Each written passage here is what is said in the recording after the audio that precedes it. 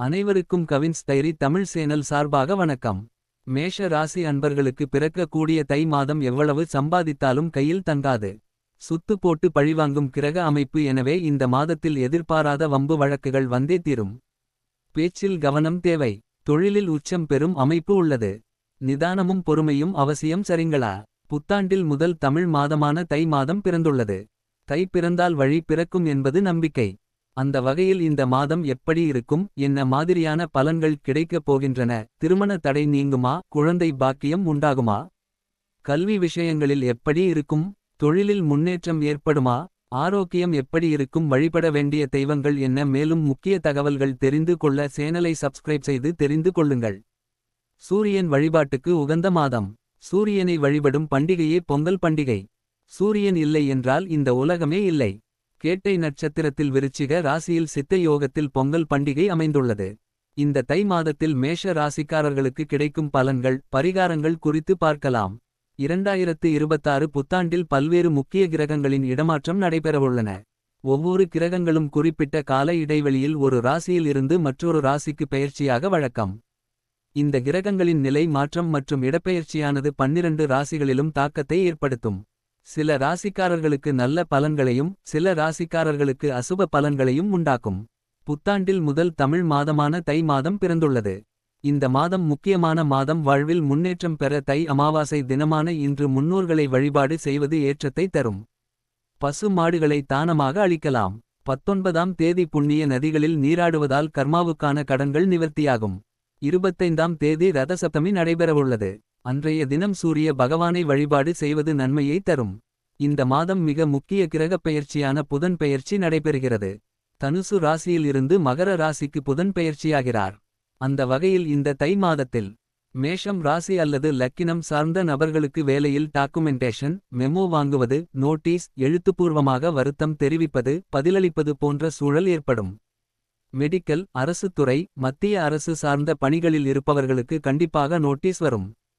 தேவையில்லாத பிரச்சனைகளில் சிக்கும் வாய்ப்புள்ளது. மேஷ ராசி அன்பர்களுக்கு செவ்வாய் பகவான் 9ஆம் இடம் எனும் பாக்கிய ஸ்தானத்தில் அமர்ந்திருப்பது விசேஷமாகும். சூரிய பகவான் மகர ராசியில் சஞ்சரிக்கிறார். அஷ்டம ஸ்தானத்தில் சுக்கிர பகவான் வீற்றிருக்கிறார். திடீர் லாபங்கள், புதையல் யோகங்கள் கிடைக்கும். வரவேண்டிய பாக்கித் தொகைகள் வந்து சேரும். வெளிநாடு செல்லும் யோகம். வெளியூர், வெளிநாடு சென்று வரும் யோகம் ஏற்படும். செவ்வாய் பகவான் புதன் பகவானுடன் இணைந்திருப்பதால் ஏஜென்சி தொழிலில் இருப்பவர்களுக்கு அற்புதமான காலகட்டமாக இருக்கும். நிறைய கமிஷன்கள் வரும். கூட்டுத் தொழிலில் இருப்பவர்கள் தனித்தொழில் தொடங்கும் யோகம் ஏற்படும். சிவபெருமானை வழிபாடு செய்வது, சிவபெருமானுக்கு பாலபிஷேகம் செய்வது அற்புதமான முன்னேற்றத்தை தரும். படிப்பில் தடை ஏற்படும். அலுவலகத்தில் வேலையில் பிரச்சனைகள் வரும் வாய்ப்புள்ளது. வேலை, தொழில், உத்தியோகம், அந்தஸ்து, வியாபாரத்தில் மட்டுமே இந்த பிரச்சனைகள் ஏற்படும். வரும் 10 நாளைக்கு மட்டுமே இதுபோன்ற சூழல்கள் ஏற்படும். கையெழுத்து போடுவது, டாக்குமெண்டேஷன் போன்ற விஷயங்களில் கவனம் தேவை. மாமாக்களுக்கு பிரச்சனைகள் வருவதற்கான வாய்ப்புள்ளது. அனுகூலம், சந்தோஷம் ஏற்படும். உடற்பயிற்சியை கடைபிடிப்பது நல்லது. தொலைதூரத்தில் இருந்து நல்ல செய்திகள் வந்து சேரும். வியாபாரத்தில் இருந்து வந்த சிக்கல்கள் தீரும். தொடர்ச்சியாக பயணம் மேற்கொள்வீர்கள். பெரிய மனிதர்களை சந்திக்கும் யோகம் உண்டாகும். முதலீடுகளில் லாபங்கள் கிடைக்கும். யோக பலன்கள் அதிகளவில் கிடைக்கும். வியாபாரம், படிப்பு, வேலையில் மாற்றங்கள் ஏற்படும். இழுபறியாக இருந்த நிலைமைகள் மாறும். முதலீடு, சுபகாரியத்தில் இருந்து வந்த தடைகள் நீங்கும். வேற்று மொழி மனிதர்களால் ஆதாயம் ஏற்படும். முதலீடுகளுக்கு குறைவிருக்காது. திட்டமிட்டு வீண் விரயங்களை தடுப்பீர்கள். பண விஷயத்தை திட்டமிட்டு செய்து கொள்வது நன்மை பயக்கும். சேமிப்புக்கு அதிக முக்கியத்துவம் கொடுப்பது நல்லது. குடும்பத்தினருடன் சேர்ந்து நேரம் செலவிடுவீர்கள். ஆரோக்கியம், கால் முட்டி, நரம்புகள், நரம்பு பிசங்குவது, கால் பிசங்குவது போன்ற பாதிப்புகள் வரும் சூழல் உள்ளது. வேலை மற்றும் குடும்பம் தொடர்பான விஷயங்களில் கவனமாக இருப்பது நல்லது. 10ஆம் இடத்தில் புதன், சூரியன், சுக்கிரன், செவ்வாய் அமருவதால் கால் முட்டிகளில் சிராய்ப்பு, கட்டி போன்றவை ஏற்படும்.